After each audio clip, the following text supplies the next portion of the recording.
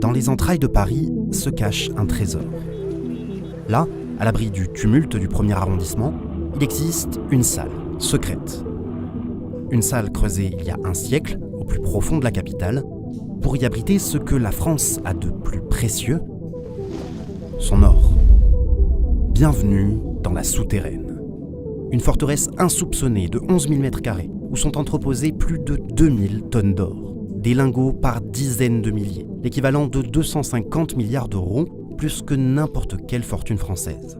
Mais dans ce lieu, aucun visiteur ne pénètre. Car l'or aiguise les appétits et nombreux sont ceux qui ont rêvé un jour de pouvoir s'introduire dans la souterraine. Aux heures les plus sombres de notre histoire, ils sont 4 à y être arrivés.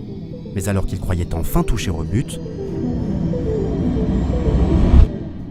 l'or avait disparu.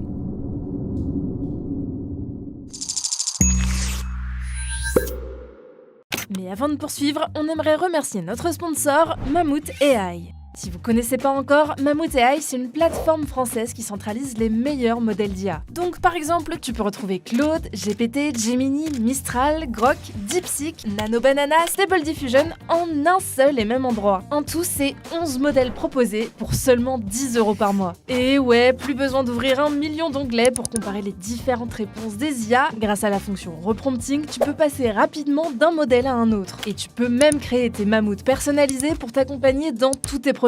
En gros, tu définis des prompts qui s'appliquent à toutes les requêtes, peu importe le modèle. Bon, vous allez me dire que c'est bien beau, mais ChatGPT, Grok, Gemini, c'est gratuit. Sauf qu'avec Mammouth, tu peux avoir accès à leur dernier modèle, beaucoup plus rapide et performant. Que ce soit pour te donner des idées de sortie, t'aider à faire des plannings ou corriger des mails pro, Mammouth, c'est ton assistant au quotidien. Alors pour retrouver tous les meilleurs modèles d'IA au même endroit, le lien vers Mammouth est en description ou sur le QR code qui s'affiche à l'écran. Voici l'hôtel de Toulouse, le siège historique de la Banque de France à Paris. Et c'est dans ses profondeurs, 27 mètres plus bas, que se trouve la souterraine. Sous la nappe phréatique qui traverse les sous-sols du centre de Paris, une salle forte de 6,85 m de hauteur, étendue sur un rectangle de 102 par 108 mètres. 11 000 m², soit la surface du palais de l'Élysée au creux de la roche, maintenue par 720 piliers. Il y a 7 personnes qui ont un accès permanent. Et alors, je ne vous parle pas des mesures de sécurité, c'est extrêmement sophistiqué. Il y a une succession de sas, de procédures, de systèmes d'identification biométriques et autres. Pour accéder à l'or, le personnel autorisé de la Banque de France doit emprunter un premier ascenseur. Direction l'antichambre.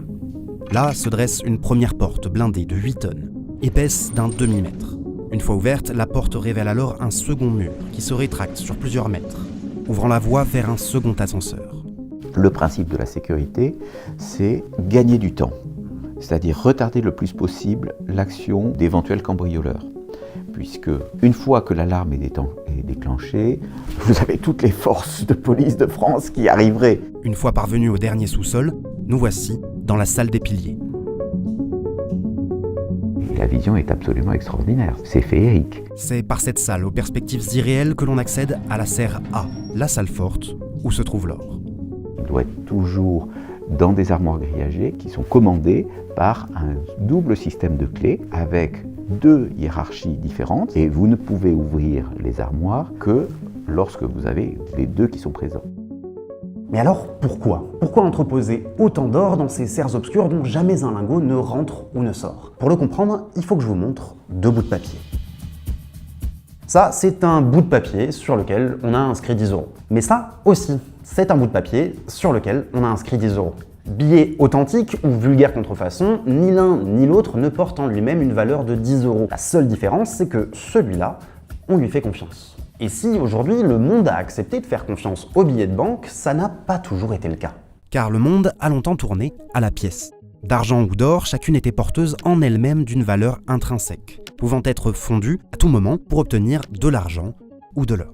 Mais au XVIIIe siècle, pour les marchands qui sillonnent le pays à la recherche d'articles de choix, ces pièces commencent à devenir un problème. Le comptage est fastidieux, le transport éprouvant et le risque de vol maximal. Les commerçants commencent alors à mettre en place un système nouveau, inspiré des négociants de thé chinois. Plutôt que de déplacer des monticules de pièces, ils vont se mettre à déposer leurs pécules auprès de dépôts. En échange, ils obtiennent un reçu. Et dès lors, c'est avec ces reçus que les marchands vont régler leurs dettes, se rendant périodiquement aux dépôts indiqués pour convertir les reçus en monnaie réelle. c'est la naissance du billet. Fin 18e, le monde voit naître plusieurs tentatives d'introduction de monnaie papier, dépourvues de réelle valeur intrinsèque. Mais ça ne vous aura pas échappé, un billet, on ne peut pas le fondre en or. Et donc pour la population qui n'a toujours connu que des pièces de métal, le papier c'est bien sympa, mais on n'y croit pas trop. Comment s'assurer que le montant n'a pas été falsifié ? Que le dépôt indiqué existe bel et bien, qu'il n'a pas fait faillite. Bref, que le papier a véritablement une valeur garantie. La confiance, c'était déjà un élément qu'il fallait prouver, même pour l'utilisation de l'or. C'est pas une pépite d'or qu'on utilise directement comme monnaie. Il fallait s'assurer que l'alliage, la quantité d'or dans la pièce d'or était la bonne. Vous savez, il y a les bords qui sont cannelés de nos pièces, ça date de cette époque-là, parce que comme ça, on s'assurait qu'il n'y avait pas de grattage sur l'or. Et donc, une fois qu'on passe au billet, il y a exactement le même type de confiance qu'il faut instaurer. C'est pour apporter ces garanties qu'est créée la Banque de France en 1800. Son but, convaincre la population que si ces bouts de papier ont bel et bien de la valeur. La France prend alors une décision. Désormais, chaque billet sera convertible en or. À partir de 1878, n'importe quel citoyen va pouvoir, s'il le désire, se rendre à la Banque de France et échanger ses billets contre un poids d'or équivalent. C'est ce qu'on appelle l'étalon or. Un système monétaire qui, fin 19e, se répand au monde entier. L'or, parce que c'est inaltérable, ça a des qualités physiques qui sont assez exceptionnelles. L'or est l'un des métaux les plus denses de la planète, ce qui permet de stocker de grandes quantités sur de faibles surfaces. 2000 tonnes environ, c'est un cube de 6 mètres de côté seulement. À l'époque, l'or joue déjà un rôle de devise universelle. Lorsque les États s'échangent du charbon par exemple, c'est avec de l'or qu'ils vont venir équilibrer leurs comptes. L'or est donc une sorte de super monnaie. Et avec l'étalon or, les États décident donc de lier leur monnaie nationale à cette super monnaie. Dans ce système, le franc peut être changé en or, puis en dollars, en livres sterling ou en toute autre monnaie. Bref, l'or est au cœur du système monétaire international. La contrepartie, c'est que désormais, pour chaque nouveau billet imprimé, les États doivent s'assurer de disposer d'assez d'or pour en assurer la convertibilité. La quantité de monnaie en circulation devient alors dépendante des réserves en or. Et donc pour imprimer plus de billets, il faut donc extraire davantage d'or, ou bien s'attaquer aux réserves du voisin.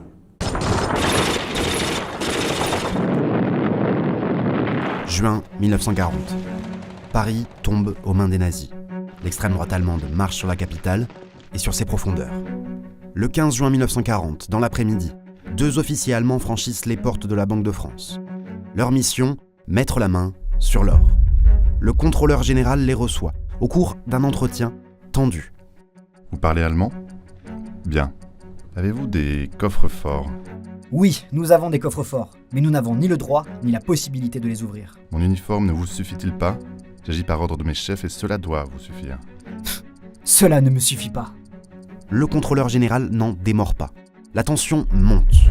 Le commandant allemand s'impatiente. Vous mériteriez que je vous fasse tous mettre en prison. Demain matin, nous reviendrons avec ce qu'il faut. Le 16 juin 1940, à 9h15, les nazis sont sur le point de s'emparer de l'or de la France. Sous la contrainte de l'occupant, les verrous de la souterraine sautent un à un. Le mur recule, révélant le second ascenseur. La salle des piliers passée, l'or n'est plus qu'à quelques mètres. Les portes de la serre s'ouvrent, et devant leurs yeux, plus rien. L'or s'est volatilisé.